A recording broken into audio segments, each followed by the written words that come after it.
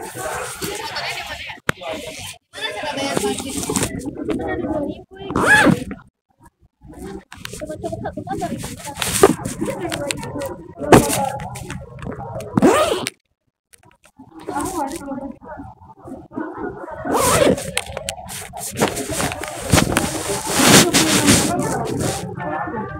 itu lagi ayo.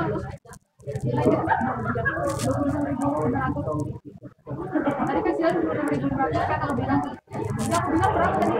26.500. Coba aja. Ya. Oh, 3.000 nggak apa-apa boleh kan?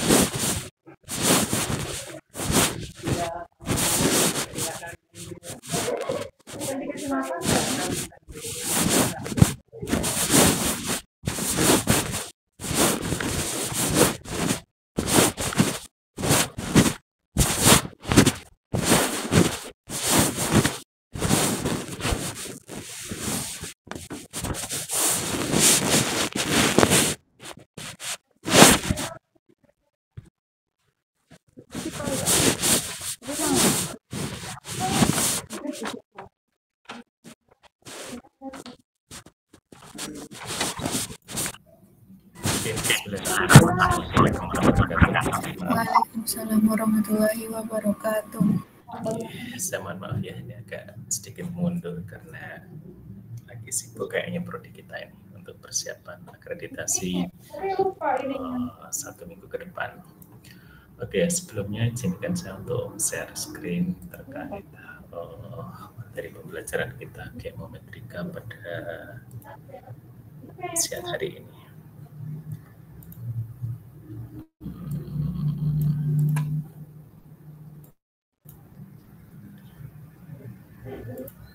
Oke, perpindahan slide-nya bisa diikuti? Bisa, Pak. Oh ya, oke.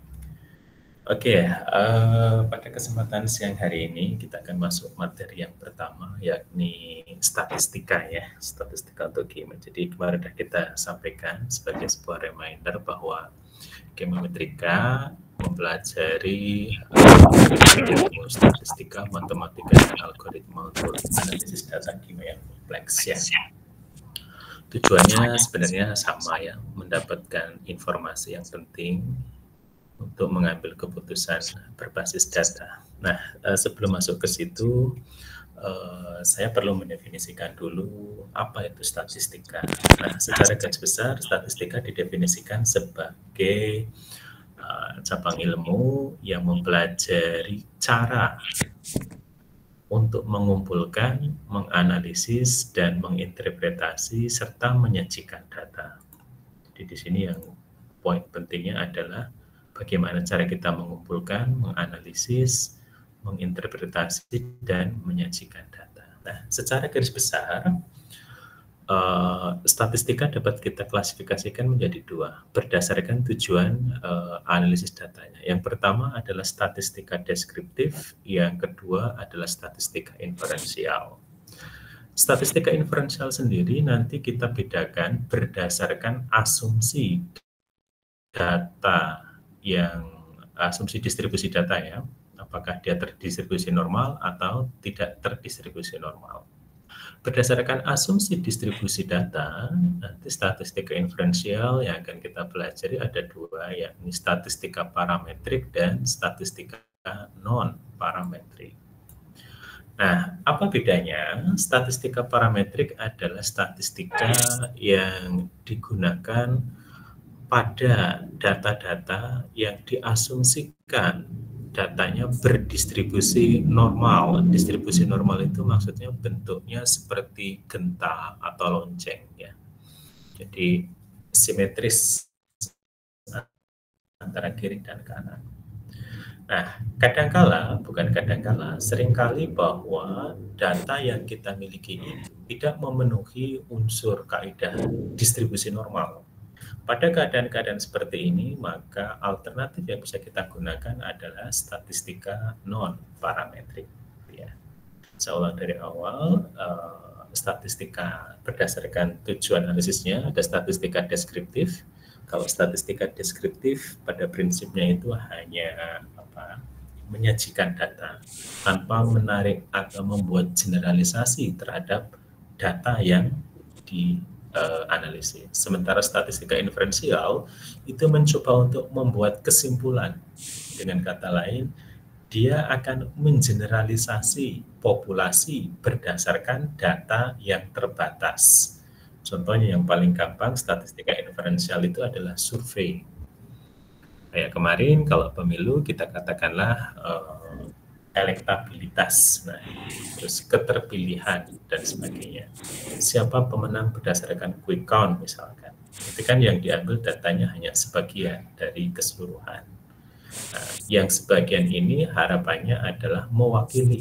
Artinya statistika inferensial itu mengeneralisasi populasi yang besar dari data sampel yang terbatas atau sedikit.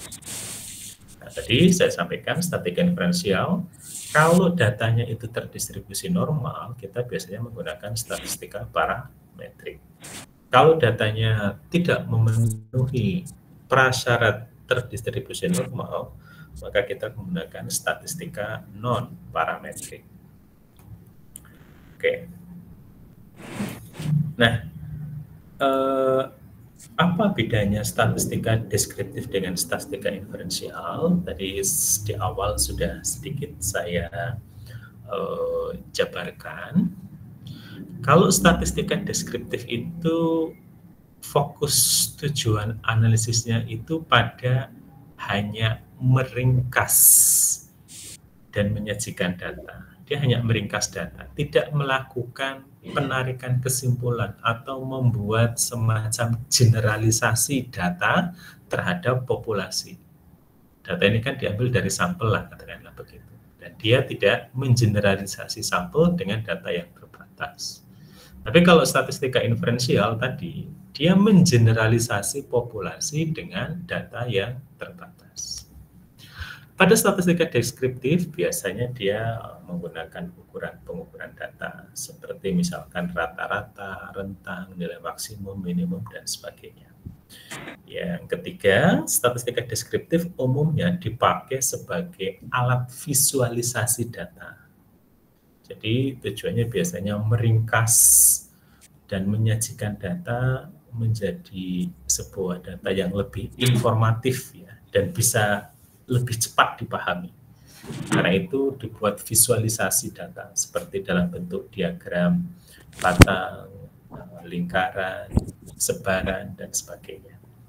Sementara statistika inferensial itu kajiannya meliputi teknik pengujian dan juga hipotesis. Contoh misalkan, kita punya varietas tanaman A dan B. Kemudian kita punya pupuk 1 dan pupuk 2. Misalkan pupuk kompos sama pupuk pabrikan misalkan. Maka hipotesis kita yang akan kita susun untuk mengeneralisasi hasil panen, ini yang biasanya berlaku di dalam skripsi, tugas akhir, atau karya ilmiah, terkait dengan hipotesis di sini, maka kita bisa membuat hipotesis jika memang varietas tanaman itu berpengaruh terhadap hasil panen, gitu ya, maka varietas tanaman yang berbeda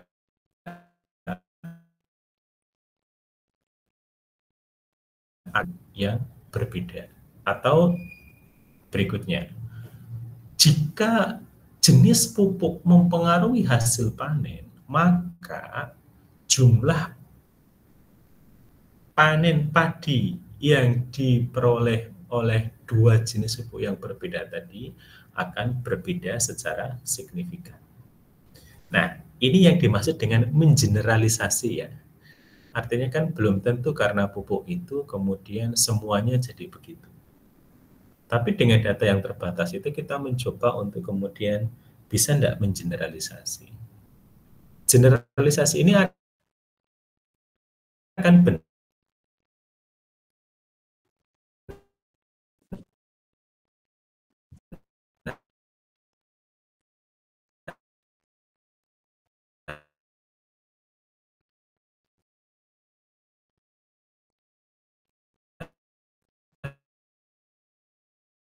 Diferensial dengan pendekatan statistika parametrik. Tapi kalau datanya tidak berdistribusi normal dan juga tidak homogen sampelnya, maka kita menggunakan statistika inferensial non-parametrik.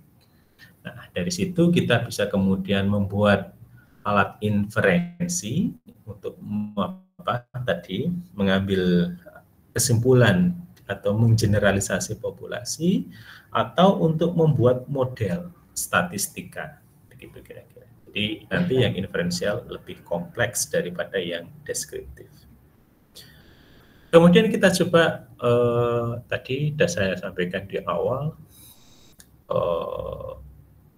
berdasarkan distribusi datanya, tadi kan ada statistika inferensial ya.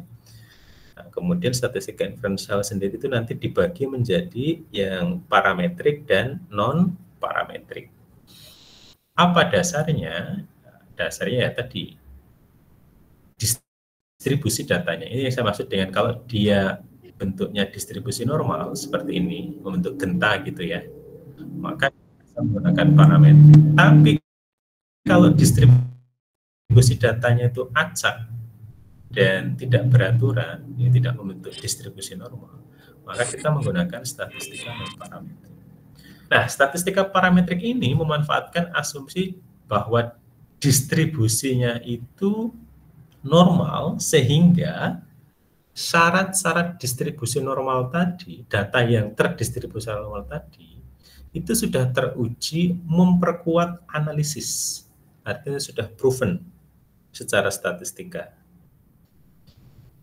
Nah, tapi ada kalanya juga ketika ternyata datanya jumlahnya hanya sedikit, misalkan kalau di kimia itu kan cuma ada 3 misalkan. Padahal untuk uji normalitas, uji homogenitas itu kan kalau ilmu-ilmu sosial kan biasanya minimal 30 sampel. Kalau di kimia kan tidak mungkin kita kemudian melakukan titrasi diulang sebanyak 30 kali gitu kan. Bisa jadi karena reagennya mahal, bisa jadi karena keterbatasan sampel dan sebagainya. Sehingga kadang-kala kita juga perlu melakukan analisisnya yang non-parametrik. Nah, di sini kita menghindari asumsi distribusinya itu normal. Sehingga statistika non-parametrik itu relatif fleksibel ya. Sebagai tanda kutip ya, perkiraan kasar lah kira-kira begitu. Tapi kalau bisa dikatakan mana yang lebih kuat untuk bisa melakukan prediksi dan mengeneralisasi populasi, maka statistika parametrik itu lebih kuat daripada non-parametrik. Jadi kalau Anda sering melihat ada quick count dan sebagainya, itu biasanya mereka itu cenderung untuk menggunakan yang parametrik, bukan yang non-parametrik. Kenapa? Tadi ya, margin of error-nya itu kan dijaga supaya sekecil mungkin. Gitu. Oke, uji-uji apa saja yang biasanya menggunakan statistika parametrik? Ada banyak ya sebenarnya. Saya beberapa contoh di sini. Ada uji beda atau uji signifikansi. Meliputi ada uji T dan uji analisis variansi atau ANOVA. Kemudian untuk yang non parametrik ada uji Mann-Whitney dan ada uji Kruskal-Wallis. Nanti kita coba kerjakan, bisa pakai software Excel atau mungkin Google Colabs atau yang lainnya yang sekiranya mendukung. Atau kalau Anda punya SPSS atau Minitab di laptop Anda bisa gunakan. Oke, saya akan coba masuk siang ini kepada pokok bahasan kita yang pertama ya, ini statistika deskriptif. Yang dimaksud statistika deskriptif tadi di awal sudah saya sampaikan, sebuah metode statistika yang digunakan untuk menggambarkan dan merangkum data. Maksudnya meringkas dan menyajikan data, kira-kira begitu, statistika deskriptif. Dia tidak dipakai untuk menggeneralisasi populasi atau menarik kesimpulan atau membuat kesimpulan. Nah, metode statistika deskriptif tadi sudah sampaikan ya, tidak untuk menarik kesimpulan atau menggeneralisasi data, melainkan hanya untuk memberikan gambaran keseluruhan terkait data itu apa adanya. Jadi tidak bisa menggeneralisasikan data yang kita punya terhadap asal data yang kita peroleh gitu maksudnya. Jadi sampel yang kita ukur ini tidak boleh digeneralisasikan atributnya kepada populasi di mana sampel ini kita ambil, gitu kira-kira maksudnya. Ya, pokok bahasan kita batasi pada pengukuran sampel yang kita lakukan di situ. Tidak sampai kepada menarik kesimpulan bahwa oh kalau sampelnya bersifat begini, maka populasi yang di sana juga akan sama seperti sampel yang kita ukur. Tidak begitu ya. Yang begitu itu nanti statistika parametrik. Statistika inferensial. Oke, apa saja yang biasanya perlu diinformasikan di dalam meringkas dan menyajikan data? Biasanya yang sering umum dilakukan adalah ukuran pemusatan data, misalkan median, rata-rata, mean, dan sebagainya. Modus, jadi nilai-nilai yang sering muncul ya, atau sering muncul dari sebuah data. Nah, ini yang disebut dengan ukuran pemusatan data, yakni merangkum sekumpulan titik-titik data. Kemudian yang kedua, mengukur penyebaran. Nah, biasanya adalah ukuran yang ukuran yang menggambarkan bagaimana penyebaran titik-titik data itu. Contoh misalkan rentang, gitu ya, misalkan berapa nilai minimum, maksimum, begitu kira-kira. Kemudian variansinya berapa, kemudian deviasi standar, atau istilahnya simpangan baku ya dalam bahasa Indonesia. Kemudian yang terakhir adalah digunakan untuk visualisasi data. Jadi statistika deskriptif umumnya dipakai untuk visualisasi data. Biasanya untuk presentasi dan sebagainya. Dan presentasi ini biasanya supaya lebih ringkas padat informasinya itu dilakukan dengan metode grafis atau membuat grafik. Bisa grafik batang, histogram, diagram, lingkaran, dan sebagainya. Itu ya. Oke, mungkin Anda yang online yang menggunakan laptop, Anda bisa buka Excel Anda atau buka file PPT yang saya kirimkan kepada Anda. Saya ambil contoh misalkan statistika deskriptif yang kita punya di sini adalah sebuah kasus studi kasus terkait jumlah hasil panen tanaman padi di daerah Kecamatan Turi tahun 2024. Dari data yang kita punya di sini ini Anda disuguhkan, Anda punya data varietas tanaman padi yang ditanam di Kecamatan Turi tahun 2024, ada jenis MW. MW ini mentik wangi ya. Asumsikan disingkat aja namanya jadi MW. Namanya mentik wangi. Kemudian ada varietas Rojolele RL. Kemudian ternyata ada varietas Gogo, padi Gogo ya ini. Kemudian itu cuma 3 ya, berarti ada 3 varietas. Jadi kita identifikasi di sini, oh ada 3 varietas tanaman yang ditanam, yaitu mentik wangi, Rojolele, dan Gogo. Terus jenis pupuk yang digunakan di Kecamatan Turi itu apa saja? Misalkan di sini ada pupuk organik. Organik itu maksudnya pupuk kompos ya yang diberikan. Kemudian ternyata ada juga yang menggunakan pupuk sintetis dari pabrik ya, maksudnya pabrikan, urea pabrikan dan sebagainya, yang bukan diolah dari composting atau pengomposan. Kalau yang organik itu maksudnya dari pupuk organik, gitu ya, pupuk kandang, pupuk kompos dan sebagainya. Kalau yang pabrik ya berarti buatan pabrik. Tapi ternyata ada juga yang menggunakan kombinasi, menggunakan pupuk organik dan pupuk buatan pabrik. Ini pupuk buatan pabrik ini maksudnya pupuk kimia ya. Ada yang menggunakan pupuk kimia. Ya, pupuk kimia ini ya diasumsikan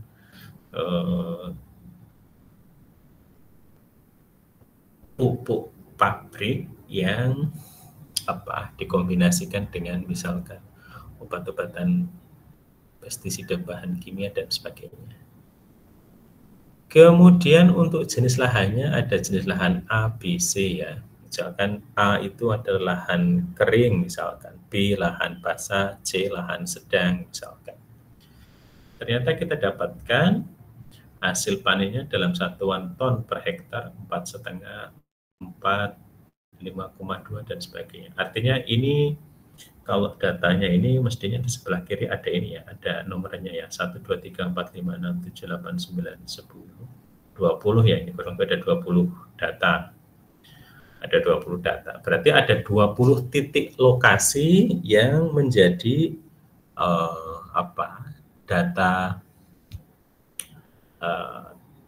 data yang mau kita ringkas ya. Tadi mungkin datanya tadi kurang lokasi ya, lokasi 1, 2, 3 ada sebelah kiri ini, Anda boleh tambahkan lokasinya ya, lokasi 1, 2, 3, 4, 5, 6, 7. Asumsikan ada di 20 desa lah kira-kira, atau 20 pedukuhan.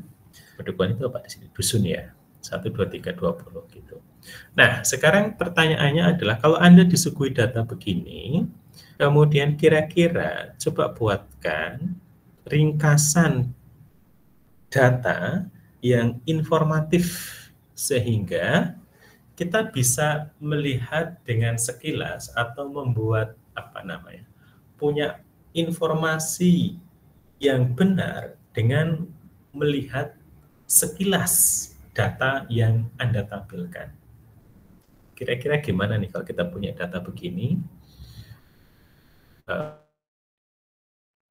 Bagaimana kita akan menampilkan datanya? Ya, saya keluarkan dulu.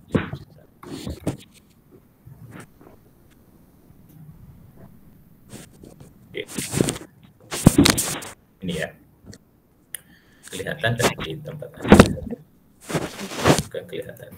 Terlihat, Pak. Oke, terima kasih. Oh ya, ini datanya ada ya, ini lokasi ya. Lokasi 1, 2, 3, 4, 5, 6, 7, 8. Anda bisa copy paste dari slide ini. Ini filenya tidak saya dalam bentuk gambar. Ini PPT-nya itu bisa Anda copy paste ke Excel ya. Ini formatnya teks berarti. Saya pindahkan ke Excel ke sini. Nah, kalau kita punya data begini, ternyata kemudian ini biasanya hubungannya dengan tugas akhir atau laporan PKL sebenarnya. Anda punya banyak data. Kemudian pertanyaannya adalah bagaimana cara Anda meringkas dan menyajikan data sedemikian rupa, data ini informatif dan dapat dipahami hanya dengan sekilas melihat informasi-informasi yang ditampilkan. Oke ya. Oke. Pertama kita lihat kira-kira apa yang akan kita lakukan di sini dulu. Ini berarti kita mau ngapain nih sebenarnya? Oke, saya ganti dulu yang kimia ini biar sama jadi pabrik ya. Oke, pabrik. Oke. Kira-kira informasi apa yang akan kita tampilkan pertama terkait dengan masalah seperti ini? Mungkin ininya secara general ya, untuk bisa menampilkan meringkas data dengan baik dan informatif yang ada di benak Anda, pertama-tama adalah Anda harus melihat data ini secara keseluruhan, secara global. Yakni hasil panen padi di Kecamatan Turin. Berarti yang pertama-tama Anda harus perhatikan adalah data keseluruhan ini itu isinya apa sih? Oh, panen padi. Oke, panen padi di mana? Di Kecamatan Turi. Rata-ratanya berapa sih? Gitu kan. Berarti kita belum melihat varietasnya belum, jenis pupuknya belum, jenis lahannya belum. Kita lihat secara keseluruhan dulu. Berarti kita membuat kurang lebih gini, kalau saya tuliskan di Excel-nya itu. Kita perlu memperhatikan data secara keseluruhan dulu. Misalkan, apakah rata-rata panen padi di Kecamatan Turi? Gitu ya. Kemudian, kalau perlu median, misalkan, Anda bisa hitung ya, median itu maksudnya titik tengah antara rentang. Kemudian kalau sudah Anda dapatkan misalkan rata-rata, panen tertinggi, nilai maksimum, nilai minimum, Anda bisa melihat per varietas. Yang kedua, berdasarkan kategori. Yang pertama, Anda perhatikan, oh untuk kategori data Mendip Wangi, itu rata-ratanya berapa? Untuk yang padi gugu, rata-rata hasil panennya berapa? Kemudian kita perhatikan dari aspek jenis pupuk. Kalau pakai pupuk organik, rata-ratanya berapa? Pupuk kimia atau pupuk pabrik, itu rata-ratanya berapa? Kemudian kalau yang pakai kombinasi berapa? Kemudian dari aspek lahan, rata-ratanya berapa? Minimum maksimumnya berapa? Sebenarnya kira-kira begitulah ya. Sebenarnya ada aspek standar deviasinya berapa. Oke, kita coba dulu yang lihat data ini secara keseluruhan. Kita pertama akan mencari rata-rata secara keseluruhan di sini. Oke ya, data keseluruhan yang pertama nilai rata-rata. Anda bisa tuliskan di sini menggunakan average ya. Average itu artinya rata-rata. Rata-rata dari keseluruhan ini. Misalkan. Nah, dapatnya 4,6. 4, itu karena pembulatan ya. Kalau tidak saya bulatkan, dia berapa ini?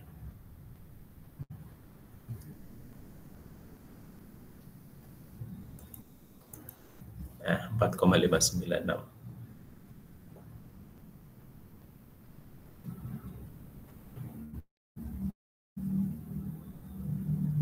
Oke ya, kita bulatkan saja biar mudah. Nah, 4,6. Kemudian,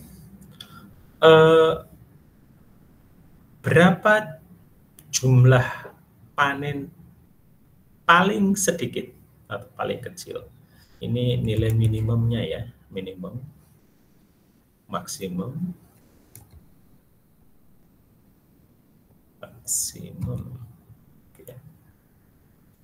ini kita cari min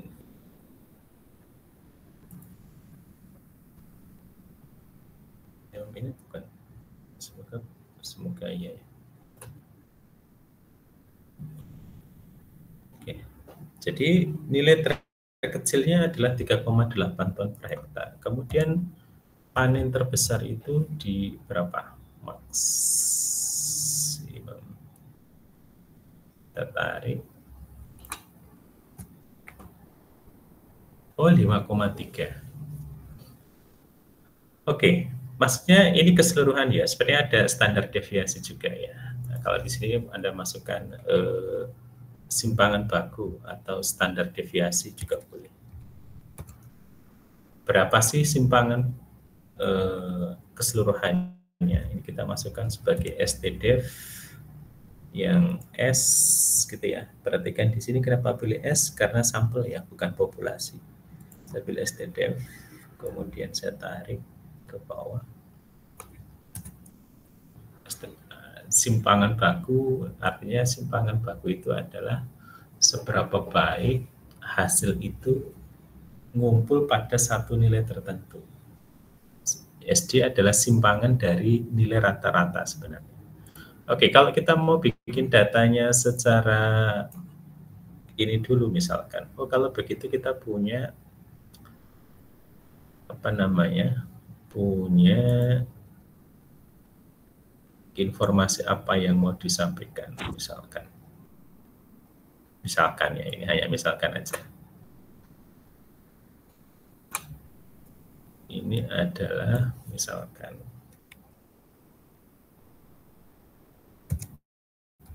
hasil panen padi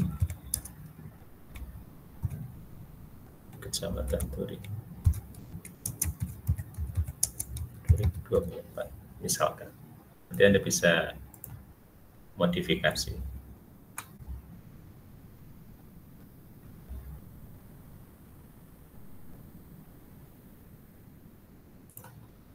Misalkan. Nah, maksudnya adalah statistika deskriptif itu begini-begini ya. Nah, tapi sebisa mungkin kalau segini itu bisa memuat informasi yang lain, masukkan begitu. Ini kan baru data secara keseluruhan. Artinya bahwa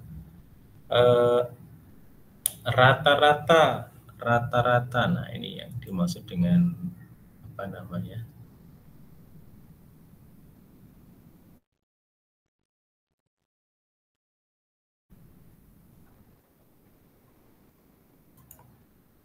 Oke. Dengan teknik menyajikan data. Kalau menyajikan data itu selera ya, tetapi paling tidak Anda punya informasi terkait ininya apa. Kira-kira informasi apa yang ingin Anda tampilkan, kira-kira begitu.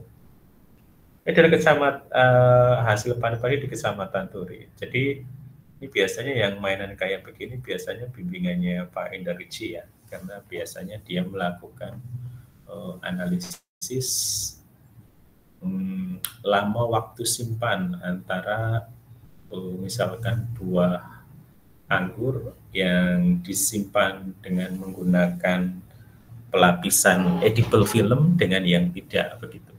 Biasanya dia akan mengumpulkan banyak data. Nah, ketika Anda menuliskan skripsi, yang pertama-tama Anda coba buat adalah data deskriptifnya dulu. Secara keseluruhan, data yang Anda punya begini. Rata-rata panen 5,3 ton, 4,6 ton. Kemudian panen terendah 3,8 ton, panen tertinggi 5,3 ton. Ini kan baru satu data ya. Kemudian data yang berikutnya adalah berdasarkan kategori. Kategori dari si ini ya, apa? Ini ya. Kategori varietas tanamannya misalkan. Berarti Anda perlu di sini yang kedua misalkan berdasarkan kategori dari varietas tanaman. Yang pertama data keseluruhan, sekarang dipecah secara ini menjadi berdasarkan varietas tanaman.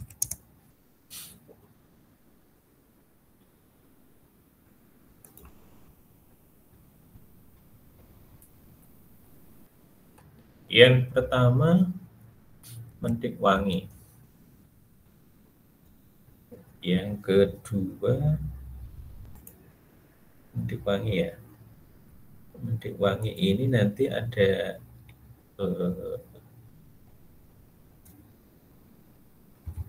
min, kemudian ada minum, dan juga ada maksimum. Kemudian ada varietas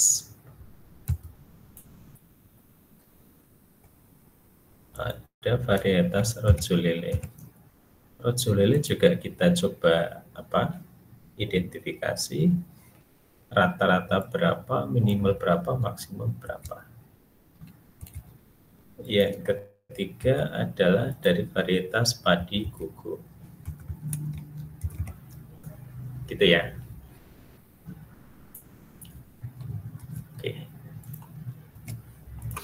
Oke. Ini kan datanya masih amburadul gitu ya. Nanti Anda rapikan yang Mendik Wangi dengan Mendik Wangi, yang ini dengan itu. Oke. Ini Mendik Wanginya ada berapa? Mendik Wanginya berarti saya masukkan di sini.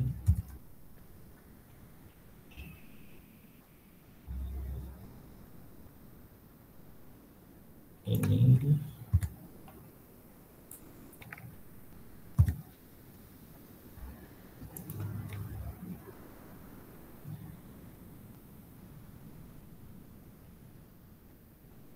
sebentar, ini apa? Min ya. Kita pakai sini saja. Average dari ini 1, 2, 3, 4, 5, 6, 7. Oke.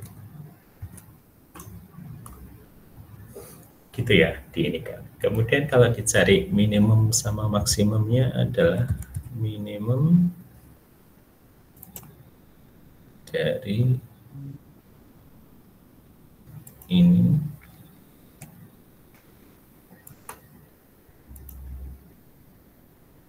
semoga ketemu. Ada ketemu. Sorry, kepala jadinya ini.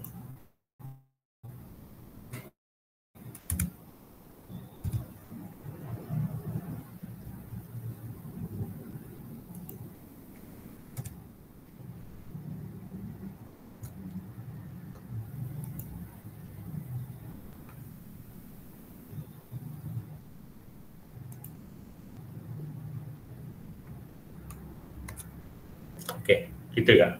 Maksudnya caranya gitulah kira-kira. Nanti kalau maksimumnya tinggal dicari maksimumnya sama sih ya. Ini dicari, klik aja, tekan kontrol.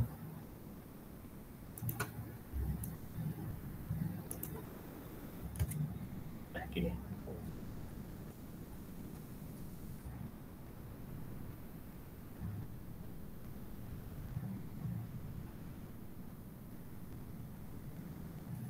Kemudian kalau kita punya rojolele juga sama ya, diklasifikasikan. Ini average-nya dulu, average-nya dulu, rojolele dicari. Ini 3, 4, 5. Ini juga sama dengan minimum dari rojolele.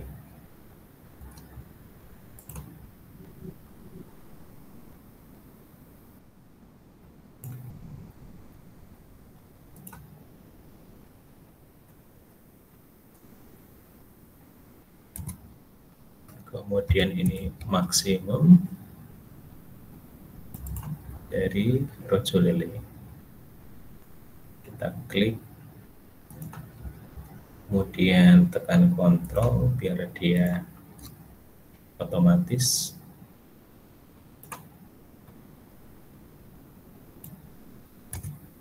Nah, ini nanti yang padi gugur juga dilakukan hal yang sama ya. Maksudnya yang ini adalah kita gimana nih cara menampilkan data yang ini. Misalkan ini ada datanya ya, misalkan ini saya bikin ngarang aja biar nggak kelamaan. Misalkan ini misalkan dia 4, dari ini ya. Oke, sekalian aja wis. Kita selesaikan aja. Average dari kukunya mana ini? Ini.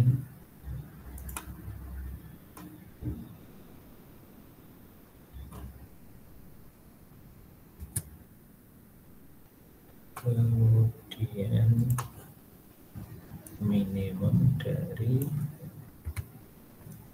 buku.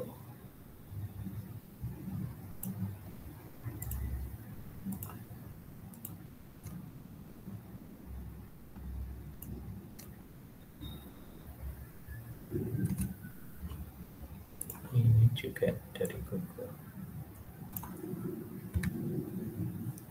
Maksimumnya.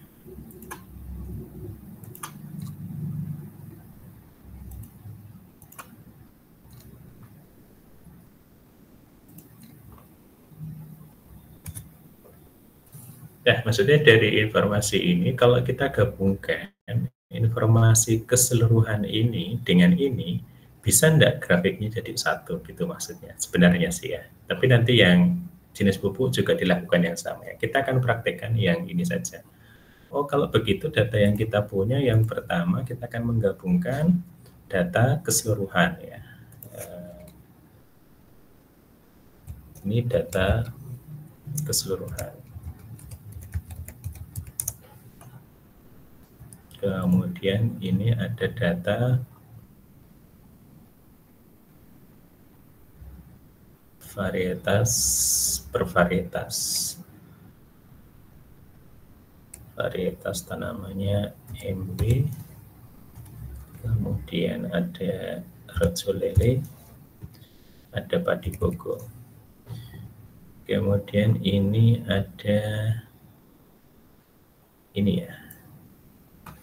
Rata-rata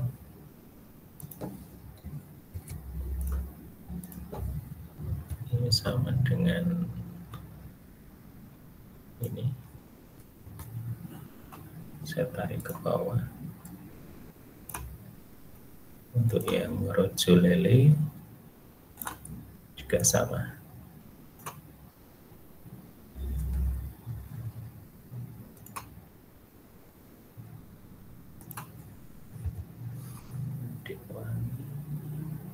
Ini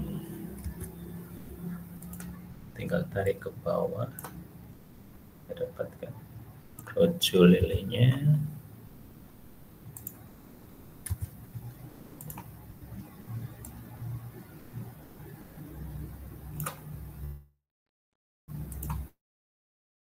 Kemudian yang padi gogonya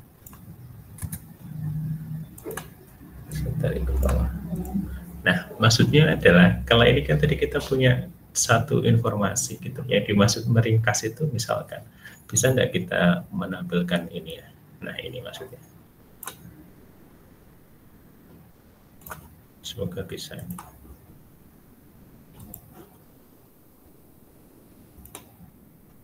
Kalau untuk pilihan ininya terserah selera ya.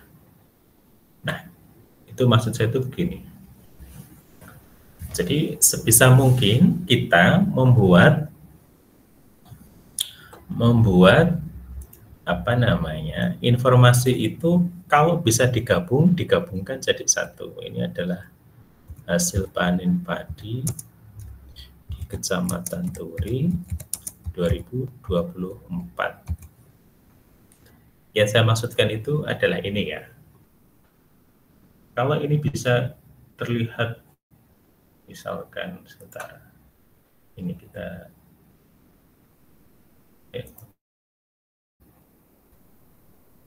kalau tampilannya nanti bergantung selera ya.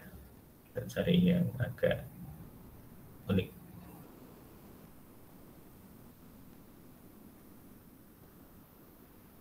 Oke, misalkan gini. Nah, bahwa data yang akan kita tampilkan ini kan berarti di dalam satu gambar ini mengandung data terkait satu, hasil panen secara keseluruhan. Yang kedua, hasil panen per varietas. Ya. Ini hasil panen per varietas. Nah, sekarang nanti kalau kita gabungkan lagi, ini baru dua parameter ya, baru satu parameter ya, parameter varietas. Lalu kalau bisa data terkait dengan jenis pupuk yang digunakan di sini, nanti ditambah lagi ya. Ditambah lagi. Atau bisa dibikin terpisah, tetapi dia bisa eye-catching gitu maksudnya. Eye-catching maksudnya, ini kan saya akan membuat perbandingan. Ini informasi pertama adalah data keseluruhan. Yang kedua, informasi terkait dengan data per varietas, bahwa untuk varietas Mendek Wangi di Kecamatan Turi itu tertinggi 5,3, terendah 40, dan rata-rata 4,8. Kemudian kalau Anda ingin melanjutkan dengan informasi varietas pupuk yang digunakan terhadap hasil panennya tadi, pupuk apa yang digunakan sehingga kemudian mendapatkan hasil panen tadi, kita tinggal menambahkan ininya, datanya di sini. Gitu ya. Oke, sampai di sini ada pertanyaan enggak? Halo? Sebenarnya ini semua data bisa bisa digabungkan. Kalau bisa dalam satu grafik, itu upayakan dalam satu grafik. Pemilihannya nanti sesuai dengan selera ya. Bisa dalam bentuk diagram chart part, diagram pie, atau dalam diagram batang, atau yang lainnya yang kira-kira informatif dan tidak ambigu gitu. Ya, komen satu. Bisa dalam macam-macam ya, dalam bentuk horizontal, vertikal, dan sebagainya. Oke, sampai di sini ada pertanyaan enggak? Atau ada yang mau dikonfirmasi, klarifikasi? Jadi, alih-alih saya menggunakan data yang pertama ini, dalam konteks ringkas, saya akan menggunakan data yang di bawah ini untuk meringkas data. Gitu. Meringkas data itu perlu apa namanya ya? Perlu ya feeling ya, jam terbang lah kira-kira begitu. Kalau ada data begini, kira-kira bisa enggak saya gabungkan antara data yang satu dengan data yang lain, gitu, sehingga kemudian datanya lebih informatif. Nah, itu yang diperlukan di dalam statistika deskriptif. Jadi keterampilannya hanya bagaimana cara Anda menyajikan data. Kemudian nanti kelihatan data ini informatif enggak sih, gitu ya. Kalau yang kita buat ini kan baru sebagian contohnya ya. Bahwa yang ini disampaikan bahwa di sini kita menampilkan data Mendek Wangi berdasarkan varietas tanaman padi. Jadi hasil panen padi berdasarkan varietas di Kecamatan Turi tahun 2024. Nah, sekarang tantangannya adalah Anda diminta untuk menggabungkan dengan data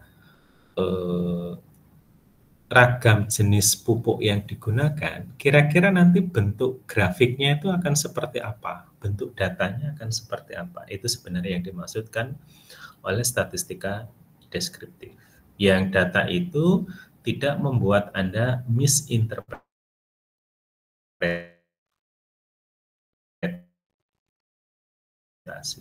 dan sebagainya ya. Lahan A produktivitasnya berapa, lahan B produktivitasnya berapa gitu. Oke, sampai di sini ada pertanyaan? Tidak? Oke. Belum ada, Pak. Oke, kalau tidak ada, ini karena lagi sibuk persiapan ini. Nanti ini tugas saja ya.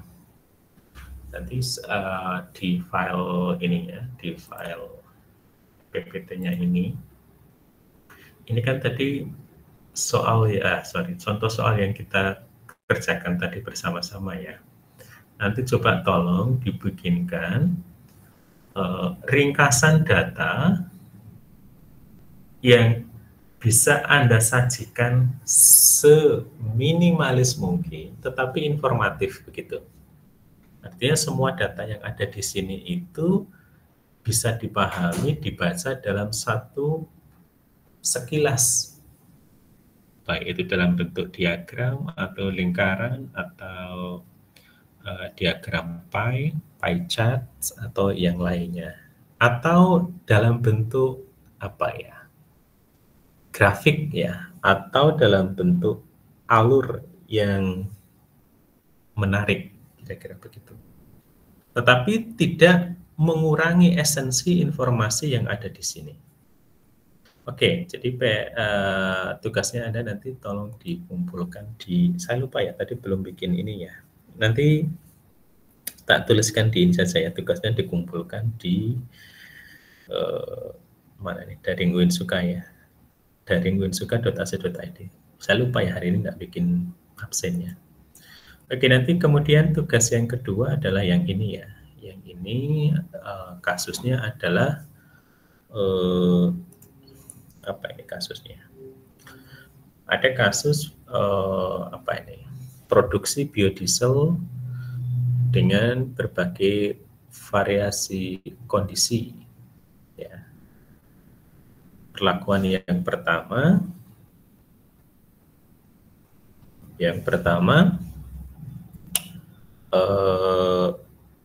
kita menggunakan katalis A, B, C itu ya, cuma A, B, C ya. Kemudian kondisi lingkungan, maksudnya media reaksinya itu dilakukan pada berbagai variasi pH. Tapi di sini dilakukan pada pH tertentu. pH-nya itu kita wakili dengan konsentrasi asam atau di sini dalam satuan molar ya, 0,5 molar, 1 dan sebagainya. Berarti ini pH-nya asam. Berarti reaksinya adalah reaksi esterifikasi. Kemudian suhunya dilakukan dari variasi 50, 60, dan 70. Waktunya 30, 45, 45, dan 60. Kemudian konsentrasi reagennya di sini yang digunakan adalah fatty acid-nya ya, asam lemaknya. Kemudian diperoleh yield-nya atau kita peroleh hasilnya, persentase hasilnya atau efisiensinya kita dapatkan 65%, 70%, 69%, dan sebagainya. Oke, dari data itu buatlah ringkasan dalam bentuk laporan yang memenuhi kaidah statistika deskriptif. Artinya coba Anda berkreasi bagaimana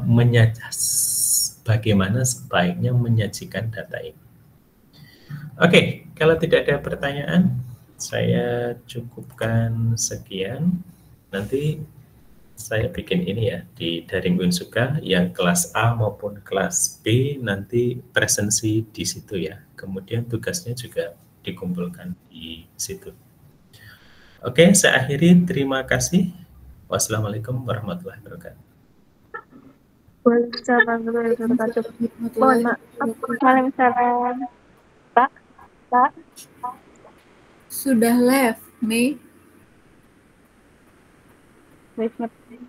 Tuh.